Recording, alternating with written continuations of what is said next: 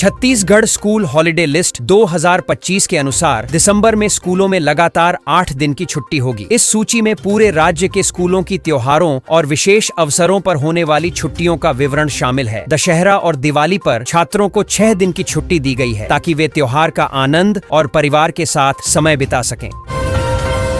छत्तीसगढ़ में सुरक्षा बलों और माओवादियों के बीच हुई मुठभेड़ में बड़ी सफलता मिली। ऑपरेशन के दौरान बलों ने स्नाइपर समेत 15 लाख रुपए के 3 वांछित माओवादियों को ढेर किया। क्षेत्र में लंबे समय से सक्रिय इन नक्सलियों की तलाश चल रही थी। कार्रवाई से सुरक्षा बलों का मनोबल बढ़ा है। बीजापुर में हड़ताल के बावजूद पहले दिन 98 कुंतल धान की खरीदी हुई। वहीं भैरमगढ़ में कार्रवाई करते हुए 2 अलग अलग ठिकानों से 350 बोरी अवैध धान जब्त किया गया। अधिकारियों के अनुसार अवैध खरीद फरोख्त पर निगरानी बढ़ाई गई है और दोषियों पर सख्त कार्रवाई की जाएगी। छत्तीसगढ़ में ड्राइविंग लाइसेंस प्रक्रिया जल्द ही बदलने वाली है। अब लाइसेंस टेस्ट आई ट्रैक पर होगा, जहां AI कैमरे हर गतिविधि की निगरानी करेंगे। नई तकनीक से टेस्ट अधिक पारदर्शी और त्रुटिरहित होगा। परिवहन विभाग का लक्ष्य लाइसेंस जारी करने की प्रक्रिया को आधुनिक, तेज और फेयर बनाना है। छत्तीसगढ़ सरकार ने 14 नई सिंचाई परियोजनाओं को मंजूरी देकर बड़ी राहत दी है। इन योजनाओं के पूरा होने से लगभग 1 लाख एकड़ अतिरिक्त भूमि सिंचित होगी। राज्य में जल संसाधन बढ़ाने, कृषि उत्पादन सुधारने और किसानों की आय बढ़ाने के लिए सरकार लगातार सिंचाई ढांचे को मजबूत कर रही है। छत्तीसगढ़ में धान खरीदी कार्य में लापरवाही के चलते 2 ग्रामीण कृषि विस्तार अधिकारियों को निलंबित कर दिया गया है। अधिकारियों ने समय पर और सही तरीके से धान की खरीद सुनिश्चित नहीं की थी। कार्रवाई से विभाग ने स्पष्ट किया कि किसानों के हितों की अनदेखी बर्दाश्त नहीं की जाएगी। छत्तीसगढ़ के उत्तरी मध्य क्षेत्र में शीतलहर का असर जारी है। अंबिकापुर में न्यूनतम तापमान 7.5 डिग्री सेल्सियस रिकॉर्ड किया गया, जिससे लोग अलाव का सहारा ले रहे हैं। वहीं सुकमा और दंतेवाड़ा में मौसम बदलने के साथ मलेरिया फैलने का खतरा बढ़ गया है। स्वास्थ्य विभाग ने सतर्क रहने की चेतावनी दी है। छत्तीसगढ़ में बड़ी कार्रवाई करते हुए जांच टीमों ने 5 करोड़ से अधिक का अवैध धान जब्त किया। आरोप है कि इसे मिलावट दिखाकर समर्थन मूल्य पर खपाने की तैयारी चल रही थी। सबसे ज्यादा बरामदगी महासमुंद जिले से हुई, जहां कई ट्रैक्टर ट्रॉलियां और गोदामों में धान छिपाकर रखा गया था। प्रशासन ने संबंधित व्यापारियों पर सख्त कार्रवाई शुरू कर दी है। छत्तीसगढ़ में अब कीटनाशक अवशेषों की जांच और भी सटीक होगी। इंदिरा गांधी कृषि विश्वविद्यालय की लैब को राष्ट्रीय मान्यता मिली है। इससे राज्य के कृषि उत्पादों में कीटनाशक अवशेषों की गुणवत्ता और सुरक्षा सुनिश्चित होगी और किसानों को भरोसेमंद प्रमाणित परिणाम मिलेंगे। छत्तीसगढ़ में धान खरीदी का महाअभियान शुरू हो गया है। किसानों को उनके धान के लिए 3,100 रुपए प्रति क्विंटल का निश्चित मूल्य मिलेगा। राज्य सरकार की इस पहल से किसान आर्थिक रूप से मजबूत होंगे और खरीदी प्रक्रिया अधिक पारदर्शी और सुगम बनेगी। छत्तीसगढ़ में कोल्ड वेव का प्रभाव जारी रहेगा। मौसम विभाग के अनुसार दुर्ग और बिलासपुर संभाग में शीतलहर की स्थिति बनी रहेगी। सुबह और रात के तापमान में तेज गिरावट होने की संभावना है। लोगों को ठंड से बचाव के उपाय अपनाने की सलाह दी गई है। छत्तीसगढ़ में नई योजना के तहत ग्रामीणों की आय बढ़ाने के लिए मुर्गी पालन को बढ़ावा दिया जा रहा है। योजना में निवेश पर खर्च लगभग ना के बराबर है और किसानों को 90% तक अनुदान भी मिल रहा है। इससे ग्रामीण आजीविका सशक्त होगी और स्थानीय स्तर पर रोजगार के अवसर भी बढ़ेंगे। छत्तीसगढ़ सरकार ने 2026 के लिए सरकारी छुट्टियों की घोषणा कर दी है। राजपत्र में प्रकाशित अधिसूचना के अनुसार अगले साल राज्य के सरकारी कर्मचारियों को कुल 107 दिन छुट्टी मिलेगी। इसमें सार्वजनिक, सामान्य और ऐच्छिक अवकाश शामिल हैं, जिनमें त्योहार, राष्ट्रीय एवं स्थानीय अवसरों पर छुट्टियां शामिल हैं, ताकि कर्मचारी आराम और पारिवारिक समय का लाभ ले सके। छत्तीसगढ़ सरकार 2,23,000 नए उज्ज्वला गैस कनेक्शन प्रदान करेगी। लाभार्थियों को 15 दिन के भीतर कनेक्शन मिल जाएगा। नियत नेल्लानार योजना के आवेदकों को प्राथमिकता दी जाएगी। इससे ग्रामीण परिवारों की रसोई गैस तक पहुंच सुनिश्चित होगी और स्वच्छ ईंधन के उपयोग को बढ़ावा मिलेगा। छत्तीसगढ़ के बिजली उपभोक्ताओं के लिए बड़ा बदलाव आया है। अब 400 यूनिट तक हाफ बिजली बिल देने वाली योजना समाप्त हो गई है। नई व्यवस्था के तहत सिर्फ तय सीमित यूनिट तक ही इस सुविधा का लाभ मिलेगा। उपभोक्ताओं को बढ़ते बिल और खपत पर नजर रखनी होगी। जांजगीर चांपा जिले में एक धान खरीदी केंद्र में आग लग गई। हादसे में 20 गठान बारदाना जलकर राख हो गई, जिससे 8 लाख रुपए से अधिक का नुकसान हुआ। आग लगने के कारणों का पता लगाने के लिए अधिकारी जांच में जुट गए हैं और भविष्य में सुरक्षा उपाय बढ़ाने की योजना बना रहे हैं। छत्तीसगढ़ में ई संवर्ग के 1400 से अधिक प्राचार्यों का प्रमोशन होगा। उच्च न्यायालय के फैसले के बाद डीपीआई प्रक्रिया पूरी करने में जुटा है। प्रमोशन के लिए काउंसलिंग कल से शुरू होगी। इससे स्कूल प्रशासन में स्थिरता और अधिकारियों की प्रोन्नति सुनिश्चित होगी। छत्तीसगढ़ के भैरमगढ़ में पुलिस ने 2 ठिकानों पर छापेमारी कर 350 बोरी धान जब्त किया। जांच अभियान के दौरान यह पाया गया कि धान को अवैध तरीके से भंडारित किया जा रहा था। अधिकारियों ने कहा कि इस कार्रवाई से अन्न तस्करी और बाजार में गड़बड़ी को रोकने में मदद मिलेगी और दोषियों के खिलाफ कानूनी कार्रवाई की जाएगी। रायपुर में एक सब्जी वाले ने महिला से 5,40,000 रुपए ठगे। उसने महिला को सामाजिक संस्था का मेंबर बनाने का झांसा देकर रकम वसूल की और फिर धमकी दी कि कोर्ट से भी पैसे उठवा लूंगा। पुलिस ने मामले की जांच शुरू कर दी है। मनेन्द्रगढ़ में एक बाइक पर 5 सवार पाए जाने पर पुलिस ने कार्रवाई की। एमवी एक्ट के तहत चालक से 1,800 रुपए का जुर्माना वसूला गया और उसे सख्त हिदायत दी गई। पुलिस ने चेतावनी दी कि नियमों का पालन न करने वाले के खिलाफ कड़ी कार्रवाई जारी रहेगी। एक्शन मोड में साय सरकार नजर आ रही है। धान खरीदी में गड़बड़ी की शिकायतों के बाद प्रशासन ने सख्ती दिखाते हुए कांकेर जिले में बड़े कदम उठाए हैं। यहां धान खरीदी केंद्रों में अनियमितता और फर्जीवाड़े के आरोपों पर 4 कर्मचारियों के खिलाफ एफआईआर दर्ज की गई है। सरकार ने स्पष्ट किया है कि खरीदी प्रक्रिया में लापरवाही या भ्रष्टाचार किसी भी स्तर पर बर्दाश्त नहीं किया जाएगा।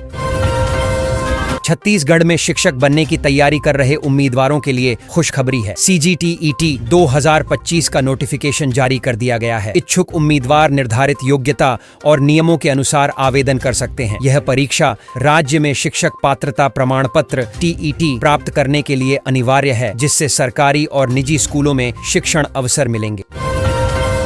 छत्तीसगढ़ में धान खरीदी का पहला दिन सफल रहा। उप मुख्यमंत्री अरुण साव ने बताया कि पहले दिन लगभग 20,000 क्विंटल धान की खरीद पुख्ता व्यवस्था के तहत पूरी की गई। राज्य सरकार ने खरीदी केंद्रों पर सभी आवश्यक तैयारियां पूरी कर रखी हैं, ताकि किसानों को आसानी से एमएसपी पर धान बेचने का अवसर मिल सके। किसानों के लिए बड़ी खुशखबरी है। पीएम किसान सम्मान निधि की 21वीं किस्त का राज्य स्तरीय कार्यक्रम धमतरी से जारी किया जाएगा। कार्यक्रम में सीएम विष्णुदेव साय खुद शामिल होकर किसानों के खातों में राशि ट्रांसफर करेंगे। सरकार का दावा है कि इससे खरीफ सीजन की तैयारी कर रहे किसानों को सीधा आर्थिक लाभ मिलेगा।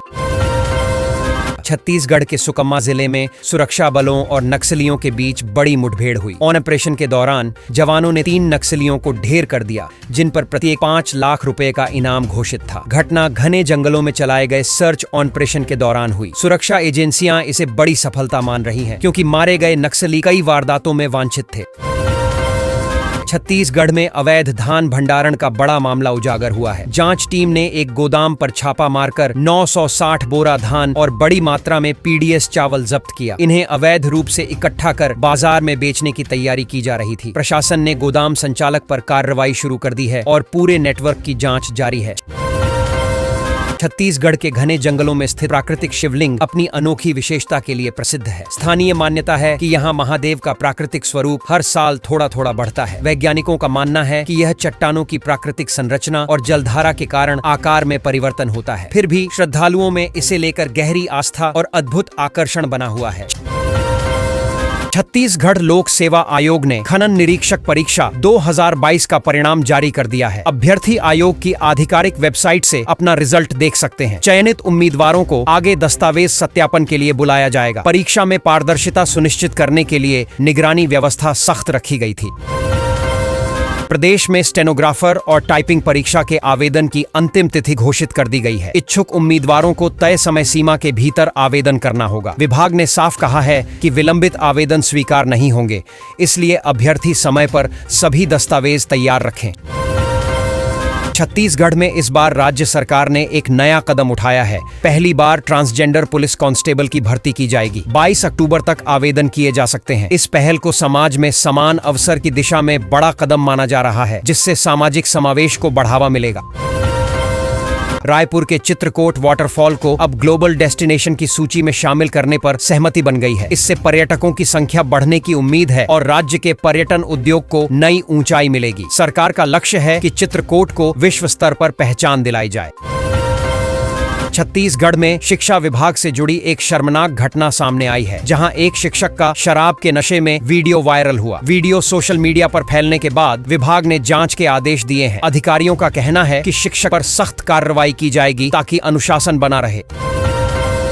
राज्य में नक्सल समस्या पर केंद्र सरकार सख्त रुख में है। गृह मंत्री अमित शाह ने नक्सलियों से आत्मसमर्पण करने की अपील की और कहा कि अगर हथियार नहीं छोड़ेंगे तो सुरक्षा बल कार्रवाई करने से पीछे नहीं हटेंगे। उन्होंने कहा कि सरकार संवाद और विकास दोनों पर समान रूप से काम कर रही है।